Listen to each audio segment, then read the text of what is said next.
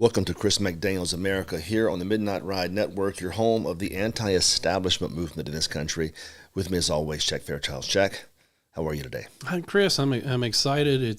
We weren't able to be here last week, so there's a lot of stuff we didn't get to talk about that's extremely interesting. Yeah, it's been a busy few days. I had the opportunity to go speak a few times over the last couple of weeks, and one of those, and I think we'll talk about that some today, was a Turning Point USA event at the University of Southern Mississippi. And it was the same kind of event that Charlie Kirk always hosted. So basically I was able to fill his spot and do a tabling, or what they call a Prove Me Wrong table. And we'll get to that in a second, but it was fascinating. I also had speeches scheduled down in Stone County and one other smaller one up in North Mississippi. And it's been one of those weeks. People are beginning to ask questions again. They're starting to question the conservative movement, where we're heading as a movement. And that's only made more real by the fact that we seem to be more disjointed right now than we often sometimes. I mean, even among the MAGA folks that presently comprise the vast majority of the party, they're brawling behind the scenes. I'm not sure if you've noticed here over the last few days between Trump and Marjorie Taylor Greene, and it seems like everybody is pointing fingers at everybody, and we're all trying to figure out who the good guys are. The perplexing thing is why Lindsey Graham is still a good guy. Nobody can figure that out, but we'll get to that as well. So, Jack, first things first, let's discuss the Turning Point thing. And I know you had a question about it. So Chris. I mean, well, first off, tell us how it came about, because I think it's really cool. Because you heard me say it a few weeks ago on the show that whenever I saw somebody say there was nobody that could debate the way that Charlie did, with the kindness and the ability to talk, and I said, not so fast. I know somebody that can, and witnessed you do it, and now you got the opportunity to do it on a college campus just like Charlie did. So tell me how that came about. Well, just as you might can imagine, the good folks at TPUSA reached out, and they asked me to do it. And I've never been one to back down from a debate or a discussion on things that I believe so firmly in. And so we agreed to do it. The thing was, it was just a mess from a security perspective. We had great security, but we couldn't hold it outside because of weather and security concerns. And that was something I thought was a bit problematic. I would much rather prefer the event to have been outside. So when you're sitting there in the tent and you're having these conversations, as others come walking by heading to and from class, they naturally get angry or supportive and want to get engaged. And that was something we're going to try to do again, I think, in the fall semester, where we actually head outside. The problem with an outside event, as people can imagine, is there are security concerns with outdoor events. And to pull together the type of security that can make it safe for the people and the speaker takes a lot more time than we had at this particular event. It takes weeks and weeks and weeks to kind of coordinate and get those things squared away. And, as I was getting ready for this, it dawned on me that we have reached a really sad place in American politics. There's always been elements of political violence in the country. You think about the 60s, and particularly the late 60s there in 68. But it seems now that violence has spread and has become more possible even than it was then. I mean, consider the fact that Charlie wasn't an elected person. He was just speaking his mind. Yeah, just a good guy. And so now it seems like everybody is a potential target. And over the years, since I've been in politics, and I've made a lot of bold statements, and I have a very large Facebook following, and it attracts a lot of lunatics. And I've had death threats off and on for the last 16 years. I never really considered them credible at the time, but now when I hear it, I think a little differently, and I think we all do. Yeah, I think you have to. There was a time you thought, well, that's just some loudmouth, he's just talking. Now, you still checked on him, you still sent the authorities to make sure there was nothing really bad happening, but now when you hear it, you're like, whoa, wait a second, these leftists have gotten to the point where maybe, just maybe, they might try something ridiculous, right? But we've seen it here pretty often over the last year and a half. So that was one thing, getting ready for the event, that just struck me as being super unusual, because all of the hundreds of speeches I've been out there giving, and all the events and handshakes and all the people, all of a sudden now it's real. Yeah. You feel like, wow, there's some crazy people out there. So naturally, the security aspect of it is super, super important. And I think what we'll do in the fall when we go, in the spring when we go back there, we'll give more of a heads up. So we'll have a wider security presence, and hopefully everyone will be safe. And I started the conversation that way. I didn't talk much about the security aspect, but I talked about why it is that it's important to have discourse on college campuses. Yeah. And in the crowd, you had quite a few Democrats. I can only imagine. You did. And that's okay. I'm glad they were there. And it's why I wanted it to be outside. The more Democrats, the better.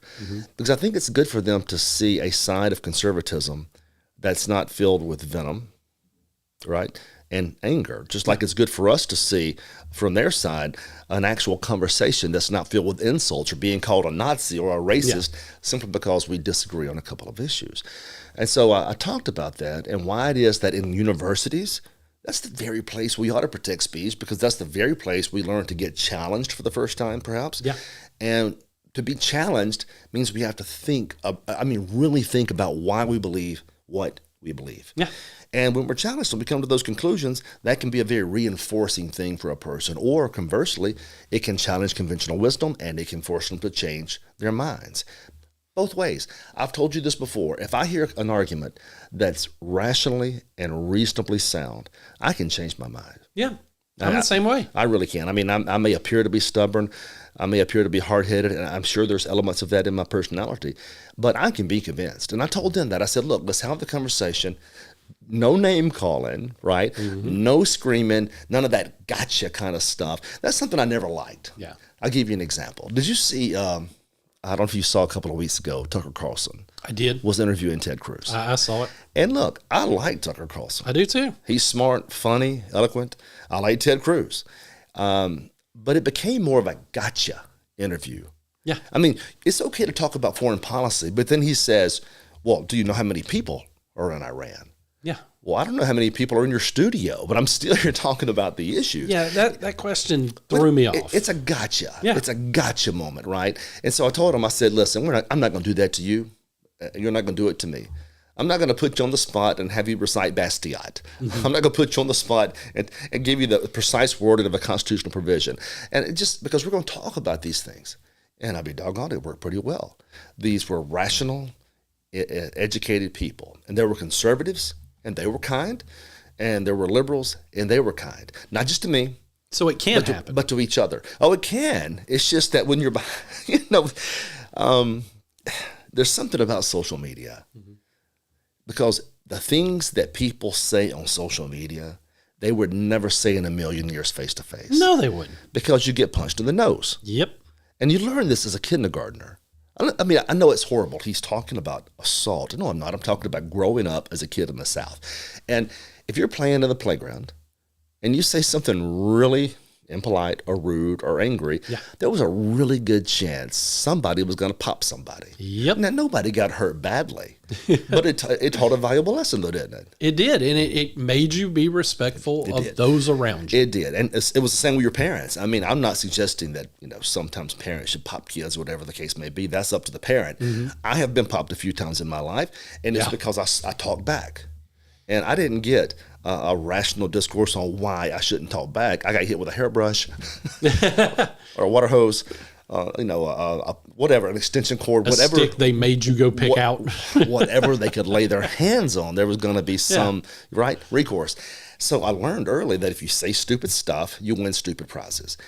Facebook and Twitter has transformed that. Now you can say all this stupid stuff 500 miles away and not be fixed, not be corrected, right? Yeah. So the good news is that when you are face to face in a hall, an auditorium, all of a sudden people are more kind. It's a good question. Would they have been nearly as kind on the computer, 30 miles away, as opposed to face? But whatever it was, everybody was great. It was good. Well, Chris, I mean, it sounds like it was really cool. So you explained why it got moved indoors. Wasn't it originally an evening event and it got moved up to? No, it was always going to be noon. It was, okay. For 4 hours. Mm-hmm. Now people think, well, you kind of just looked at it like, that's nothing. Try to talk for 4 hours. Try to run your mouth and argue for 4 hours. And I did it for 3.5. Mm-hmm. Then finally I was like, guys, I'm tired. I've had a good time, and I've got to get out of here. Were there still folks in line Yeah. wanting to ask a question? Yeah, it was really interesting because what happened is there was always a change, if you will, in the population of the auditorium. Because you're in a college environment. Some of these folks have to go to their next class. Meanwhile, other classes end and others come in. So you get this fresh new number of people in and out of the auditorium as you're speaking, right? Now, it would have been much more dynamic outside because now you're catching everybody as they walk back and forth. As opposed to then, you have to come into the auditorium and actually want to engage. I would much rather have preferred the interaction outside because I think it gets more real at that stage. Because I say something, maybe I say something really conservative, and somebody 20 yards away hears it and says, "Whoa, whoa, I got to say something to this guy." That's the give and take we're going to look for in the spring. Or even the person that doesn't want to engage, but they hear it for the first time and it clicks something in them. So they're getting an actual introduction into rational, logical philosophy. And I think that's another thing lost when it got moved indoors. I think, well, at least the good news was we were able to exchange. And I'm hoping that some of these folks were able to see that, the conservative intellectual movement isn't based on an ism. It's not based on control. It's not based on force. It's not based on nationalism. It's based on individual liberty.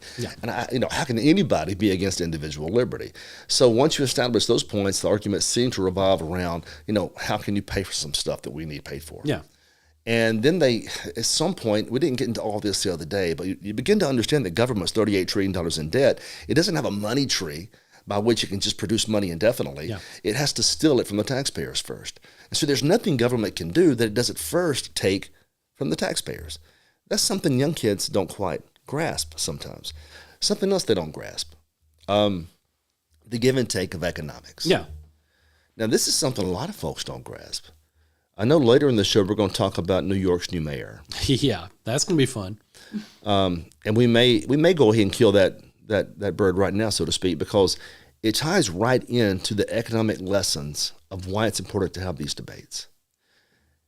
I know economics isn't cool, right? No, it can be boring to somebody that doesn't have that as their major interest. But let me make it cool for you. I'm going to make it cool for you right now. We always think about economics in the sense that it's a series of mathematical calculations, and math just scares people off. Right. And it is true, there are mathematical calculations, but there's a better, more, I think, intuitive way to understand economics. And you say, well, what is that? What does it mean? It's a predictive model, that's all, of how humans will behave under certain conditions. That's how you start it. How humans behave, how they spend and consume under certain conditions. And so if you're making laws, you need to ask some tough questions. For example, if I do X, Y, and Z, how will the end result impact the consumer? And it's a question liberals never ask. I'm going to give you some examples about that. The New York guy, the socialist in New York. Mandimi. I'll give you some examples about him. So he ran on 4 or 5 basic socialist planks, right? And it's the same things we've always heard, and they sound incredible. Consider this. He won 81% of the female vote in New York. Did you know that? No, I didn't. 81%.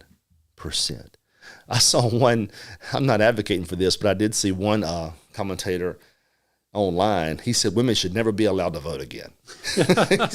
He said they vote with their emotions. They should, and I don't think anybody really believes that, but he was saying it kind of tongue in cheek, right? Kind of tongue in cheek. So 81% go for the socialist. Begs the question, why? Well, clearly women do crave security more than men. That I know we're not supposed to believe there are differences in the sexes and all this kind of stuff, but social science is social science, and the data shows that women, when they vote, crave more security, right? Less liberty, more stability than men do, right? And that's why they tilt toward the Democrats, because, believe it or not, politicians know this, and they take advantage of that sensibility. Here's how it works. I'm running for mayor of New York, and I got to figure out how to get women to vote for me. So what do I say? Listen to me, ladies. I realize that housing is terrible right now, and you're trying to raise your family. You're trying to work a job, and you know what? It's not fair what these fat cats have done to you. You can't even afford basic housing. So here's what I'm going to do for you. I'm going to make sure they can't raise your rent. It's called rent control. Yeah. Now look, that sounds great. Anybody It does. I mean, think about it. You have a place, an apartment, and all of a sudden the government says, you know what? It's frozen at $1,800 a month. Yeah. That works. But now, go back to what I said earlier. Ask yourself, how do people respond to that government command? Pretend for a moment that you own a 500-unit real estate complex. Mm-hmm. Can you pretend that for a second? I can. All right. Answer these questions for me. The complex itself begins to deteriorate. Needs paint. Plumbing's failing. Hot water is failing. Electrical outlets are failing. You got the roof is leaking. But they've capped how much you can charge. Mm-hmm. So what do? You don't repair. Yeah. So what happens to because I can't afford it. So what happens to the building? It begins to break down, right? It does. Get this. Say you're also an investor. Same guy, and you're about to build 500 new units. But now the government has told you how much you can make. What do you do with that money now? Do you build the units or no? No. Why? Because I can't afford it. No, you can afford it. It's not worth your effort. Yeah. You've got $25 million set aside. You can build this massive unit, this massive complex. Mm-hmm. But you can take that money and spend somewhere else if you want to. But the government said, build it all you want, but we're going to cap how much you can charge. So you say, you know what? You say, forget housing. I'm not going to spend my money on housing. Now, here's what happens there. The housing you do have is breaking down. You can't afford new housing because nobody's building it. It's called scarcity. Now you have less housing than ever before because the government mandated something and investors chose to do something different because of the regulation. Mm-hmm. That's why rent control doesn't work. How do we know it doesn't work? They tried this in the 1970s. It was a spectacular failure. Mm-hmm. But he probably knows that, but he knows people will fall for this nonsense. Let's double down. Number 2, we'll give you $30 an hour minimum wage. And you think, wow, now I've got my rent capped and I'm going to get a $15 per hour increase if this guy's elected. Man, I love this guy. And plus, he's got a great smile. What could go wrong, right? Well, again, now how do employers behave? You've mandated a $30 minimum wage. So now you're an employer, you've got employees, and you think, man, my cost of business has just been driven up. Yeah. So what do? You fire people. Yep. Number 2, you stop hiring people, especially entry-level employees that need the jobs. Number 3, you self-automate, right? You find ways to cut down as opposed to paying that mandate. Yeah. So now what happens to joblessness? It goes up. You see, it all sounds great in theory, but it always comes back to harming the people they claim it's going to help. So number 3, he goes, look, something else we'll do, grocery stores. Mm-hmm. Government control. We will have, no, it's better than that, man. They were going to literally create a government grocery store. A government will own the grocery store, so the taxpayers will have their own grocery store. Now, this is the way this works. Again, it sounds great. You say, what could go wrong with that? If the taxpayers own the grocery store, we can discount the products, right? And get it at cheap pennies on the dollar. Okay, beautiful. In theory, it sounds wonderful. Practice. So now the private grocery stores are competing against the public grocery store. They can't reduce their prices because government is subsidizing the public store. What happens to the private stores? Out of business. Yep. Joblessness. Yep. Now, get this. When they go out of business, you have less options and therefore say it with me, food scarcity. Food scarcity. You see, everything they start with sounds really great, but when you look at it in practice, it always fails. And then lastly, how's he going to work all this out? How's it going to be this magical New York City? I'm going to raise taxes on the wealthy. Okay, it sounds great, right? These fat cats in their penthouse suites and all their limousines and their helicopters, yeah, let them pay for it. Here's the problem. They have the productive wealth in the city. So their taxes go up. So what do now? They stop investing, they stop building, they stop purchasing, and some even leave the city trying to escape the punitive taxation. So look what you've done. 4 really great ideas that sound great to 81% of the women in New York City. It's going to devastate New York's economy. Yeah. We know it. We've seen it before. There's no way around it. It's a matter of absolute certainty. But it feels good. It feels good. And so everybody gets behind them. That's the problem. So we talked about that. And I think some of those kids, some of those students, I think their eyes opened just a bit. Mm-hmm. But you can sense the ones that are reluctant to accept it because they've been fed a bunch of junk their entire lives. And the junk is class warfare. If it's not race warfare or gender warfare, it's class warfare. Yeah. And so they hate irrationally. And I get it. I don't like these 300-foot yachts either. I get it. Yeah. But what's the outcome of the government policy if not more scarcity, more poverty, and less jobs for the people you claim you're trying to help? Yeah. And you didn't even touch on increased price for some of the products that they need. Because, again, if you raise minimum wage, let's say you're a fast food restaurant or a restaurant in general, and now you have to pay your service staff $30 an hour. You're going to hire less. You're going to figure out ways to put automate, but you still got to have some. So guess what you're going to do? You're going to raise prices on everything. The data's a little mixed on that as a whole. You do see it some, but not like you would think, because what they do is they reduce the size of the burger, reduce the amount of fries, reduce the amount of chips that are being paid, and they hide that. The fast food companies right now are trying to maintain stability in their low pricing as best they can because they're getting consumers. And they sell so much they can get away with that. Mm-hmm. But you're right. You're gonna see what they call distortions in the marketplace every time the government tries to pass on a cost. And that same argument that you've made is correct even as to tariffs. Mm-hmm. Now, I know we're supposed to all be behind tariffs now, but it's a tax. It is. And I realize that's supposed to be the new positive American experience, but it's Americans paying that tax. And, from the school of thought I am, taxes aren't good because they grow the size and scope of the very government we're trying to dismantle. Yep. So the point is that never make an economic decision about somebody using force without considering how they will behave. That's economics. Absolutely. And if you can guess how they'll behave, which we already know because socialism's had multiple target locations, right? Mm-hmm. We've seen it behave in Venezuela. We've seen it behave in Cuba. We've seen it behave in North Korea. Mm-hmm. We've seen it behave in Vietnam and Cambodia. We've seen it behave in South American countries, the Soviet Union, and in China. At every place, it's failed. Well, Chris, and how close are we to a break? I was hoping on you. So we're about 7 minutes away. All right, well, let's talk about why it fails then. Yeah.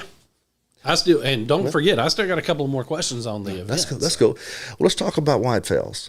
Nobody ever stops to think why socialism is not compatible with the American way of life. Because Americans consider themselves to be spiritual, not just material. I know, religion again, whatever. It's more complicated than that. Hear me out here. Democrats, socialists, see us purely as materialist animals. We're not. Believe it or not, people work for a reason. And most of the time they do it because they want to be productive. And productivity makes them feel good. Here's the example I always give. You give 6 or 7 hours in the course of a day, you work your tail off, you check all the boxes, you've had a good day at work, you've made a lot of good things happen. When you go home that night, you feel really good about yourself. There's a spiritual side of hard work and what it does to people. Now, you're a farmer. You work 12 hours a day, busting your hump on your land when you make $100,000 a year. All right, government comes in. It thinks that's unfair. And it takes part of that money and gives it to a farmer that only works 6 hours a day. Well, the farmer that worked 12 hours a day immediately understands that's not fair. I sacrificed, I worked harder than him. I should make more than him. Socialism says, I don't care. You're a materialist. And all that matters is that you're equal in outcome. What do you think that does to the human nature of the first farmer? It crushes. Mm-hmm. It crushes him. That's why it's never worked, because whenever you mandate the means of control and the production as controlled by the state, and you tell somebody no matter how hard you work, you're going to make X. No matter how little you work, you're going to make X. Guess what you're subsidizing? Little work, almost no work, because people realize quickly there's no point in the sacrifice. Yeah. And they deprive people of that feeling of ownership and why ownership is important and why it makes us work harder. So Put simply, it's counterproductive to everything we believe as a people. So how do they get around it? They use force. Why do you think 130 million people in the past 70 years have been killed by socialists and communists? Because when they can't change human nature, they attempt to use force to change human nature. They're not asking you to change. They're not trying to convince you to change. They're putting you in prisons or they're putting you on work camps. It always ends the same way because you cannot change 10,000 years of human nature. We all want to be appreciated. We all want to work hard for the most part, but they try to tear that down. And that's why it doesn't work. Feels good, sell the right things, but productivity dies. Wealth is not created. One more point about that. I know I'm boring y'all with economics today, but bear with me. You socialists out there, here's your problem. You believe that wealth is a pie, and that all the wealth in the world is comprised by that pie. And you believe that the rich people can't get rich until they steal a piece of the pie. My man, the pie is growing like this. Look at me, Jack. The pie doesn't stay here, you idiots. It grows like this. Every new creation, every new invention, every time somebody like Bill Gates steps up or Elon Musk steps up, wealth is created. It's not static. It's always expanding. And we want it to expand because that means more people get more wealth. What does that mean in practice? What does it mean in practice? Here's the data. 1820. Capitalism had just been injected a few years before that. 1820. 90% of the world was in extreme poverty. Did y'all know that? 90% of the world was in extreme poverty. What is it now? 9. Wow. Take it a step further. Mortality rates. 1820, 250 babies out of every 1,000 died. Now, 25. Take it a step further. Life expectancy in year 1820, 31. That was the life expectancy, was 31 years old. Now, in the 80s. You know what did that? Capitalism. Capitalism. You see, the status quo for 10,000 years was we were broke. I don't mean little broke, I mean broke. Yeah. Monarchs came, we were broke. Democracy in Greece came, we were broke. Oligarchs came, we were broke. Other monarchs came, we were all still broke. And then the system changed. And all of a sudden we injected a little bit of capitalism, free markets, and everybody began to make money. And here's the great era of socialism. They believe that the rich and the poor should be here together as opposed to here together. Yeah. You see what I'm getting at? Yeah. They'd rather the rich be poor so the poor can be poor as opposed to the rich getting richer and the poor getting richer. And no systems ever pulled more people out of poverty than capitalism. Nope. And I asked those guys and girls that. I said, name one. Can you name one? I cannot. Try it. Can you liberals name one? Name one system out there that's poured more people out of poverty than capitalism, and yet you want to change it. Yeah. Yeah. Good luck with that. It's insane, you know. And again, I think it's important to put out logical answers like what you're putting out here. I think it's very important to make sure, and I hope you went over some of this at that Turning Point USA. I'm sure you did, because this is the type of stuff young people need to hear, because they don't get it. They're getting fed a line of BS from these pampered, tenured professors that really have never lived in the real world themselves, because they got out of college. They never left college. When they graduated, they went straight on into these college jobs, and they're just there to indoctrinate your children. Well, we're getting close to a break. When I get back, I want to show you what it means to be a materialist and why the liberals always use the wrong logic and come up with the wrong conclusions. We'll be right back.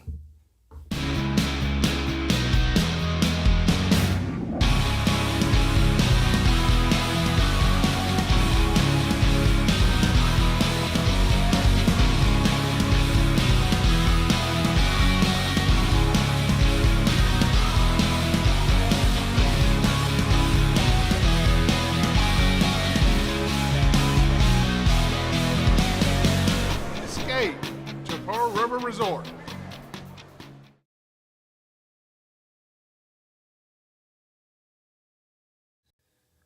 Welcome back to Chris McDaniel's America. On the way out a moment ago, we were talking about socialism, capitalism. Why does socialism never works? Because it's counter to common sense and counter to human nature. Let me show you the great era of liberal thinking. And it happened the other day. And I mean, I get it, but it's so shallow. And Jack, you talked about the professors in college and how they have an agenda. And I think the agenda sometimes is to give just a little bit of information and then to stop the thought process right there while you still have the edge, right? Yeah. Let me give you an example. There was an argument made that African-American women are subject to systemic racism. And I'm going to get to that in a second because there's no such thing as systemic racism. And the argument is simple. Here's how we know. They have worse health outcomes. Okay, and I thought, that's it? That's the argument. So worse health outcomes equate to systemic inequality or systemic racism in the system. All right, fine. Let's take their analysis. So let's put a white woman here and a black woman here. You ready? Mm-hmm. Oh, better yet, a white man and a black woman, whatever the case may be. And they want to end the analysis right there. They want to show that the average life expectancy of a black woman is less. So therefore, there must be something wrong with the system. Well, think about that. Is it really that simple? Or are there a dozen or 1,000 cultural decisions or genetic decisions that could have caused the healthcare disparity? Sickle cell anemia, obesity, bad diets, fathers aren't in the homes, okay? Bad decisions.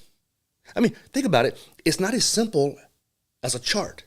You have to ask why it exists, and you can't just immediately assume it's the boogeyman. You can't immediately assume it's systemic racism. So we danced into that just a bit, and that was the argument. But let's flow right now. Think about this for a second. The next argument is that white women suffer from the same disparity. And she made the argument, she says, well, you have to understand, when you talk about women's reproductive health, we've only been studying that for about 30 or 40 years. Now, that's not accurate.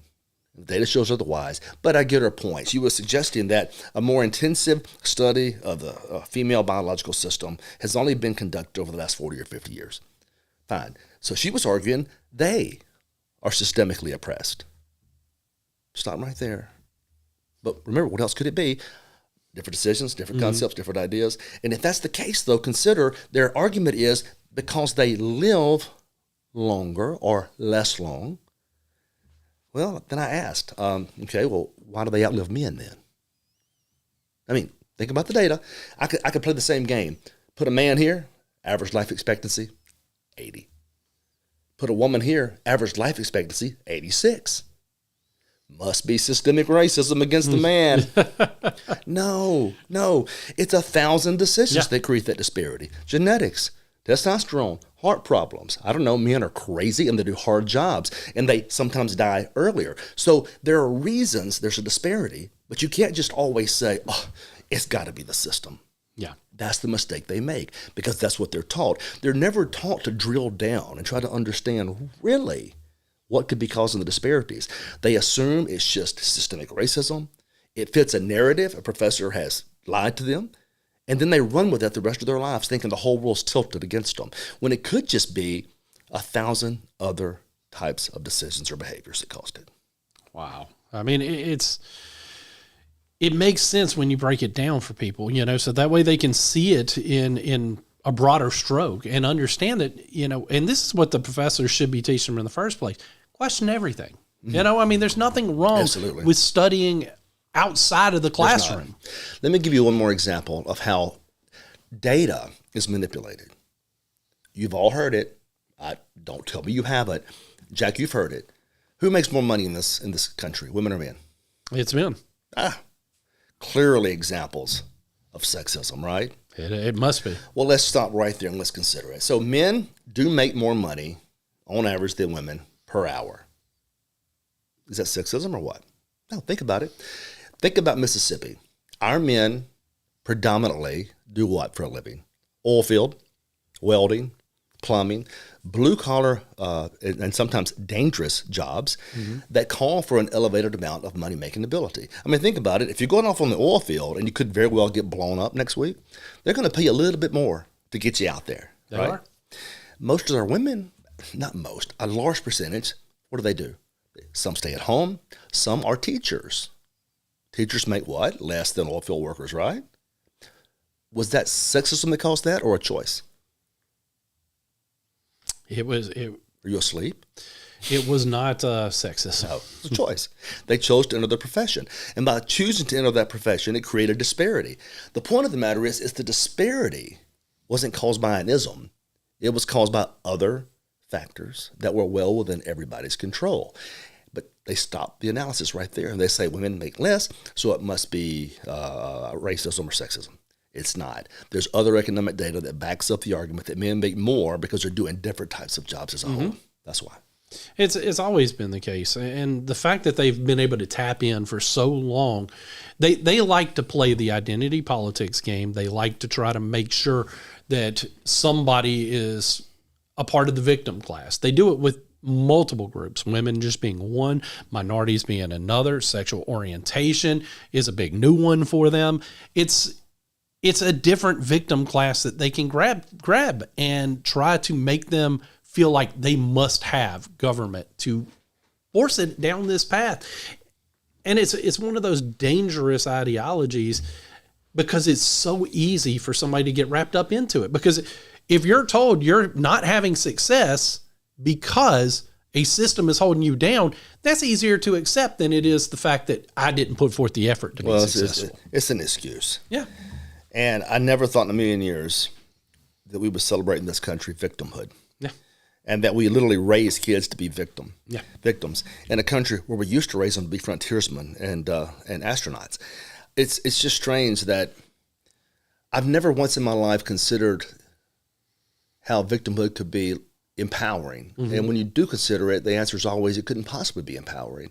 And you think about these people like Malcolm X, who, frankly, I didn't have a lot in common with, obviously politically, but I tell you what he was for, self-determination. And he was adamant he was not a victim. He was adamant he would overcome. He was adamant he would clean things up. I can appreciate that. I can appreciate self-determination. But we don't see that now. They teach just the opposite message. And that is, you're trapped, you're systemically behind, you're systemically oppressed. There's no way for you to overcome this unless you vote for Democrats. And then the Democrats will, of course, somehow pull you up from the despair only because they can. And it's a trap. And the sad thing is that it's worked convincingly. One more thing I'll say about that. Again, a simple example, but think about it in the terms of the way people have always behaved versus the way they behave now. We've spent $22 trillion fighting the war on poverty. LBJ's war on poverty, $22 trillion. And the roughly in this country, it hasn't changed much about the nature of poverty. It's roughly about the same as it was. But what has changed are the way people behave. Again, you pass a law, you have to ask yourself, how will people behave? Matters, right? Yeah. So, this is going to be crude, but just bear with me. There was a time in this country's history, if you could not find work, what would you do? Keep moving. Yeah. You would find odd job. You'd find you keep anything. Moving. You go to California. Go somewhere. You wouldn't just sit. But think about now, whether you're in Appalachia, which is a white population, or whether you're in the Delta, which is a black population. Those populations are very impoverished. And instead of actually going and trying to find work, they sit there. Yeah. Why do they sit there? They're waiting for the government handout. You've trapped these poor people. You've trapped them in a system that's not going to reward them with anything but mediocrity. In other words, no matter when they should be out trying to do something, they found themselves, we're victims now, we're trapped here, there's nothing we can do, so just keep the checks coming. Yeah. That's not American. I'm not suggesting do away with the welfare system. I'm suggesting find ways to get people off of the welfare system. In fact, the most successful welfare systems always end with the same result, independence from government. Yeah. Independence. But we're not seeing that. But it's an example of the way the system traps people and forces them into boxes where they can't find ways out. And the only people that are empowered by that are not the poor people that are trapped. It's the politicians that exploit them being trapped. 64, LBJ pushes through all this nonsense. And they're still trapped. And they're still impoverished. And yet we keep hearing, well, just keep voting for us. Yeah. Keep voting Democrat. One of these days we'll get you out of here. That's a couple of generations, my man. You're going to keep these people trapped forever and ever and ever, and they'll keep voting for a party that has no plan except victimology and class division. Anyway. Well, Chris, a couple of more questions on your debate. We brought up professors. Did any professors show up? They were there frowning. But they didn't engage in front of the microphone. No, and it's really not their place to. I mean, I wish they would sometimes, but they were there frowning, and which is perfectly acceptable. They can frown if they want to, but no, I didn't ask any questions. And I guess the next question I would have: you've now done this at USM. Mm-hmm. You've agreed to go back and do another one at USM. Any chance that you might show up in Starkville and Oxford at Ole Miss or Mississippi State? That's being discussed. The problem I've got right now is just time. Yeah. Time permitting, they've talked about going places and doing this all over the place, but man, I'm stretched kind of thin right now. While we're at it, I just talked about, because we're within driving distance of Tuscaloosa, we're in driving distance of Baton Rouge. Chris, you could fill a hole here. Yeah, maybe so, but I think I have to pay my bills first. That's fair. That's fair. I have responsibilities with a law firm, and I got a lot of baseball to watch over the next 2 or 3 years. My oldest son's playing baseball in Meridian. My youngest is playing baseball, God willing, still at South Jones High School, and I want to be. I mean, maybe we can fit some of that stuff in, but it's going to have to be very contingent upon what they're doing, and probably never during baseball season. It's going to be hard. It's going to be hard. I'm a baseball dad. That's fair. It's a big deal. That's fair, Chris.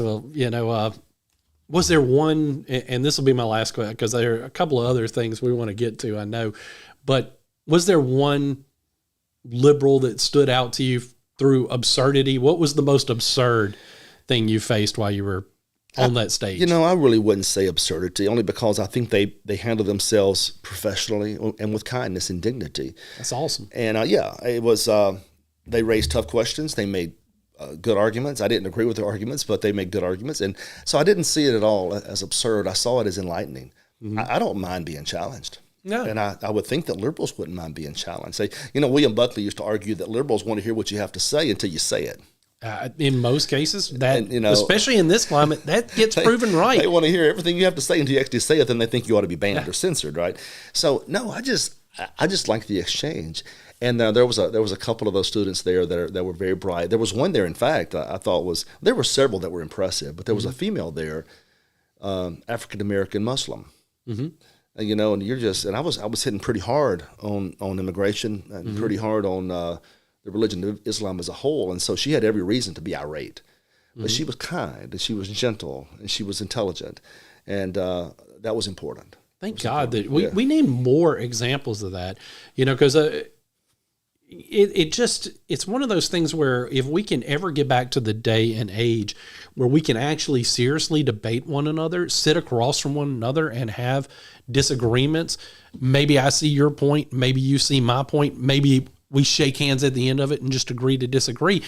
But having the civil conversations, we've gone so far away from that. Social media has eroded, as you talked about earlier in the show, it's eroded our ability to actually communicate rationally and understand that it's okay sometimes just to disagree.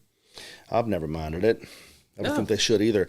But I will say this, again, if we'd have been on computer networks 30 miles apart, maybe it gets nasty and hateful, but face-to-face, everyone was very very orderly and kind, and I respected that, and I appreciated that very much. Chris, I know we were off last week, so we didn't get a chance to talk about the elections that took place. You've already talked about the mayor's election in New York, but there were other races, and of course the mainstream media is trying to prop this up as the big blue wave. I don't necessarily think it was a big, because personally I thought everything that happened was expected. Well, it's silly. It's silly. We talk about the states that they were successful in are blue strongholds and have been for an awfully long time, with the exception of Virginia, and Virginia has become a blue stronghold. It rotates. And what's funny about that is it's not even all of Virginia. It's that nasty part of it next to the Capitol. Yeah. That's where that blue line is, but there are so many people packed in there now trying to get outside of Washington just a touch that they become a Democrat state. Yeah. But none of this was surprising. No. I know that everything that happens is supposed to be tied to the existential crisis of Donald Trump and how he's not tearing down the country. The mainstream media, they were wrong about that. But they take every opportunity they can to attack him. And so you lose a couple of races in states that are strong-held Democrats, and they celebrate it. Yeah. To me, it showed the Democrat weaknesses, not their strengths. Yeah. Why do you celebrate winning New York? I mean, it's like celebrating winning the governor's mansion in California. We all knew it was going to happen. Congratulations, but that's nothing to celebrate, right? Yeah. Because we knew it. I see something else happening. I see them still very fearful of an undercurrent of young people and blue-collar workers that can pull this country back to the right.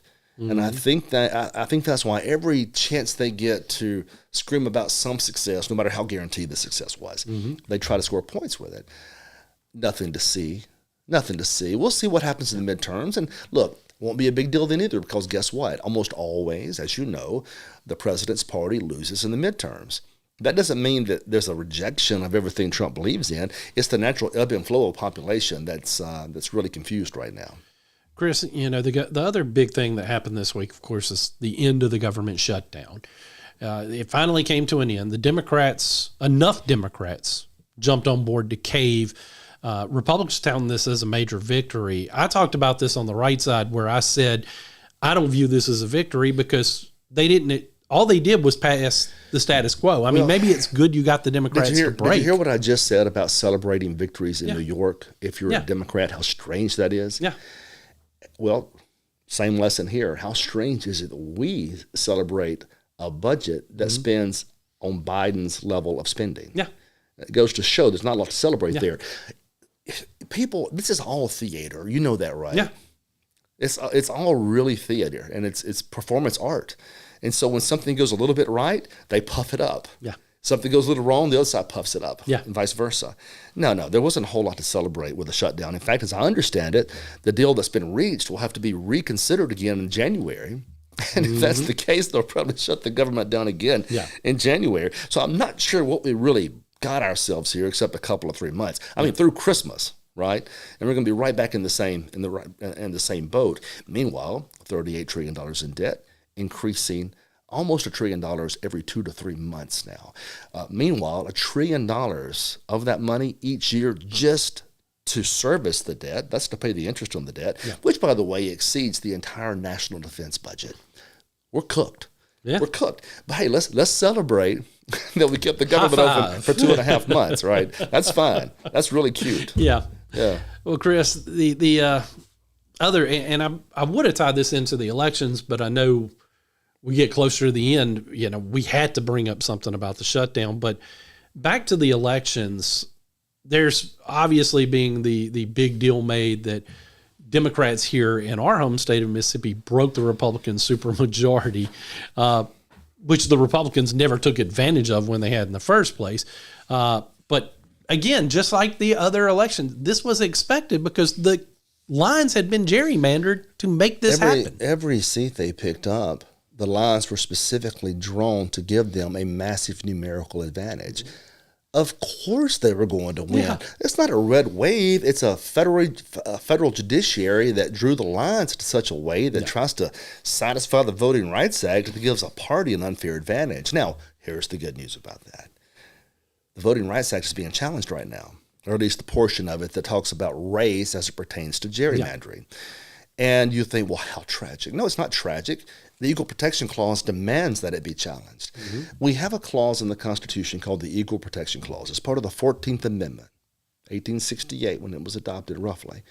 Hear me out here. Government can't discriminate based on race. Equal means equal. So when you draw a line that gives one race an unfair advantage, by definition, that runs afoul of the word, say it with me out loud, kids, equal. Right? It's going to be stricken down, thank God. And we have, I'm guessing June of next year, maybe a bit before, you'll have a conservative majority that finally says you cannot use race in drawing these gerrymandered lines, not like this. And the good news is we're going to strike those down, and we'll be right back to common sense and equal protection under the law. Yeah, and here's the other thing. It was, as I said, and I'm sure you'll back me up as somebody who served in the legislature during the time of the Republican supermajority, the Republicans never took advantage of it. There's no supermajority. Let me tell you why there's not a supermajority. You can have a supermajority of numbers that have an R by their name, just the R. That R means nothing. Yeah. These are old Democrats that switched parties when our state became a one-party state. Don't kid yourselves. You think all these Republicans just fell out of the trees? These were old Democrats. These good old boys, these rednecks that, was always these old Democrats. They just switch parties. They don't know what it means to be a conservative. No. And so you can have all these big numbers. Meanwhile, they're chewing up the debt and trying to spend all the money they can because, trust me, they know more, know how to spend their money, your money, better than anybody else can. So, no, we never had a supermajority. It was always just in name only, in number only. Yeah. Not in philosophy. Absolutely not. When you got a number, like you said, a number of Democrats who crossed over but never changed their ideology, you've got left-leaning Republicans at the head of the party. This state really needs to, the state Republican Party needs to purge itself of these party switchers who never switched their ideology. But they won't because they crave numbers over quality. And that's what's frustrating to me, for sure. And I didn't even have to live it the way that you did. So. You didn't have to do what now? I said, I didn't have to live it the way that you, well, I guess I do based on the consequences of their inaction. But I didn't have to go up there and throw hands with them the way that you did, metaphorically speaking, throwing hands. But well, I don't know, man. It's all frustrating. By the way, I said the 14th Amendment was 1868. It's 69 to 70 in that range. That's when it was actually ratified. So I want to be clear and say that, or the liberals would eat me up on it. Oh, yeah. Doesn't change the fact that the wording is the wording, and equal protection still means equal protection. But what do? It boils down to this. Again, a radical concept. I don't believe that race should ever be considered by government when it comes to allocating resources, ever. Yeah. I don't believe sex should ever be considered by government when it comes to allocating resources. Government should be blind to those what I call immutable attributes of people, things you cannot change. Well, I guess you can change sex now. It seems like everybody's changing it now by on demand. You just get to pick. But just get to pick whatever you want. There's 63 genders, I hear. The bottom line is I don't think government should be in the role of dictating who gets what based on their sex or their race. I don't know why that's radical. It just seems like the right thing to do. But that makes me a racist in today's world, which is interesting. Now, Chris, this next question is probably going to be well, no, I'm going to save that one. I'm going to ask, because we talked about the 3-eye Atlas, comet, probe, whatever it is. It's still doing weird stuff, Chris, and this will be a simple question for you. Are you still thinking it's just a comet? Yeah, I think so. Mm-hmm. Yeah. Helps me sleep at night. Me too. Who knows? It's acting mostly like a comet. That's the good news. Mostly like a comet. And then all of a sudden, it does a couple of small things that seem to be uncomet-like. Yeah. And this Harvard physicist writes all about it and gets everybody up in arms. Yeah. But he's selling books. Oh, he is. I tell you this about the guy. He says these things, and other scientists kind of scoff at him. Mm-hmm. But for the first time in his life, he's famous. Yeah. And for the first time in his life, we're all focused on an object, interstellar space, right? Yeah. So I think he knows exactly what he's doing. He says, listen, if I can make these people believe this could be extraterrestrial life, they'll pay attention. Yeah. They'll pay attention. So it's interesting. I know that it's going to come around the sun. We're going to have all the telescopes aimed at it to try to figure out exactly its next move. But I think you're going to see a consistent orbit. I think it's going to turn the way it's supposed to turn. It's looking different because of its size and its composition. I think it's the more natural way to explain why it's weird. And size and composition. The ones rooting for it to be alien life are going to be disappointed. And those fearful, will be. Well, I had one of the students the other day said we were talking about this comes up during the debate, and he says he's ready, man. He wants to be alien life. He's just sick of all this, right? But who knows? He's theorized that there's going to be probes that come at it. But I've told you before. Let me just say this again. And if they're listening, don't be mad. I'm not trying to insult your intelligence. You're a super intelligent species, or you wouldn't be traveling through an interstellar time period, right, or interstellar space. If they're that powerful and that wise and from that far away, they don't need to hide behind the sun to issue probes. Yeah. They'll just wave to us and come in here and kick our butts. Yeah. So, it's weird to me when you think they're doing something nefarious. Trust me, a super intelligent world would not have to do anything nefarious. They would just show up and say, hey, we're here, get out, right? Yeah. What do you do? But when I see all that, like it's some space age thing, come on. I told you the example. You have an ant bed in the yard. do you just walk up to it and try to destroy it, or do you try to make sure they can't see you coming? Right? You try to sneak up on the ant bed, right? Because not at all. Neither would an advanced life form. They're not terribly concerned about that. So no, it's a comet. It's going to turn. It's going to head back out to interstellar space, and we'll see what happens.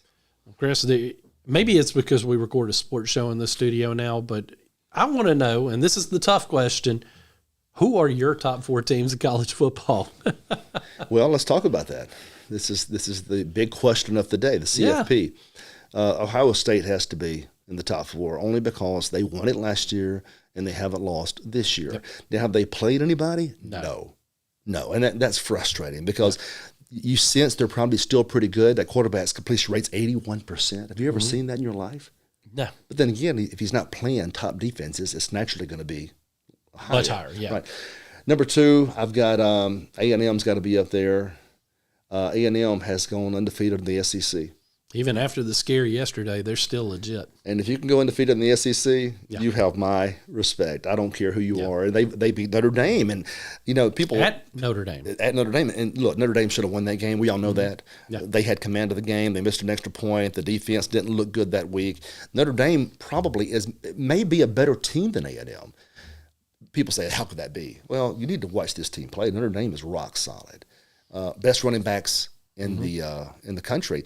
And I know this about football if you've ever played it. If you've got good running backs and a good offensive line, you'd be surprised what you can accomplish in this world because it forces the defense to pack that box and it gives the quarterback great chances to throw down the field. So all they need is a defense to show up because you could control the clock running the ball. Defense to show up. And guess what's happened over the last 8 games? Their defense has showed up. So I think they're right on the edge of being a top 4 team. I know I'm not supposed to say that in SEC country, but this team is solid as a rock. I'll allow it. Appreciate that. Let's think about these other teams. Georgia has to be considered up there only because they're a perennial power, and they've had some big victories this year. They really have. They've looked strong. Ole Miss is knocking on the door for different reasons. Their defense isn't quite as strong as it needs to be, but their offense is absolutely spectacular. And what they've done up there with that team, especially at home, shows that if they host a CFP game, they're going to be tough. Yeah. And don't let them get deep into the season, right? So I'm missing one. Indiana. Let me tell you my concerns about Indiana. There's no doubt they're well coached. Yeah. But they're a Big Ten school. And I know you're not supposed to say that, but the last time Notre Dame played Indiana, they beat them pretty handedly. Roughly the same teams, couple of transitional players there with Indiana and Notre Dame. Indiana doesn't have a win yet outside of Oregon, I think it was. Yeah, Oregon's their only win. And count me crazy, I don't think Oregon's that good. They appear to have struggled and not shown up the way people thought they were. I don't think they're that good. Now, I may be wrong about that. I've been wrong about Oregon before. It's just one of those schools we don't see a lot, and when we do see them, it looks like they're struggling, like they've got their boots in the mud. But if that's the big victory Indiana's had, and they've struggled with 2 other teams this year that really weren't that great, I think they're a top 10 team. I'm not sure they're a top 5 team. Yeah. Does that make sense? It does make sense. But no, all the credit in the world to that coach, though. He's changed that whole attitude up there, and they believe in themselves. Those players believe in him, and if he sticks around, he's going to do something really special, although somebody's going to come grab him. It seems likely. I don't know how much money Indiana has to hold on to him. He seems happy up there. Yeah, I mean, my goodness. I mean, think about it. If he strikes me as a Saban-esque type of coach, cocky, arrogant, self-assured, but smart. Yeah, really smart. What if he had LSU money at his disposal? Yeah. Well, goodness gracious life, right? It changed the world. Yeah. But I don't know. We'll see. He seems happy up there. He does. I mean, it's interesting. Now the bad news is once my co-hosts see how good you are on sports, they're probably going to ask you to come on our show I'll do at some point. We can talk football, baseball, hockey. Anyway. You and I would be the only two to be able to talk hockey out of that group. You're probably right. Well, guys, I've had a good time. Jack, it was a good show. I enjoyed it. You did a good job asking questions and commenting. A lot of stuff we covered today. Yeah. And still left stuff on the table. Next time. Yeah. Next time. Guys, we appreciate you being here as always. Thank you for watching. I heard it all last week. People out there that we don't know are watching, they're watching. That makes us feel good. Thank you for the kind words and everything you've said about the show. Any questions, comments, right there. Let us know. We'll be happy to answer those. And if not, we'll be happy to see you next time.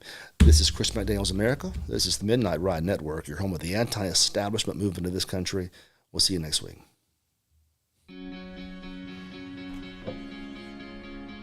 Looks like you've been sleeping well. Megan, he's back. The My Pillow guy. And you're looking good. Still feeling good. Well, just when you thought it couldn't get any better, we've got the best pillow ever, My Pillow 2.0.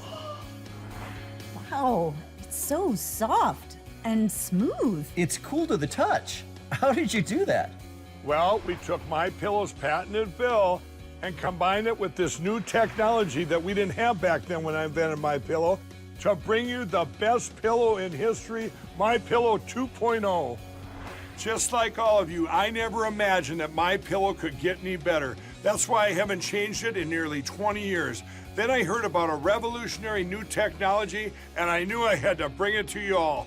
My Pillow 2.0 is truly the next generation of My Pillow. The My Pillow 2.0 is cooler and softer than the last My Pillow.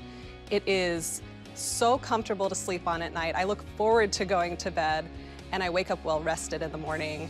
Sleep is all about temperature and height. My Pillow 2.0's patented adjustable fill is going to give you the exact individual support you need from your head to your bed.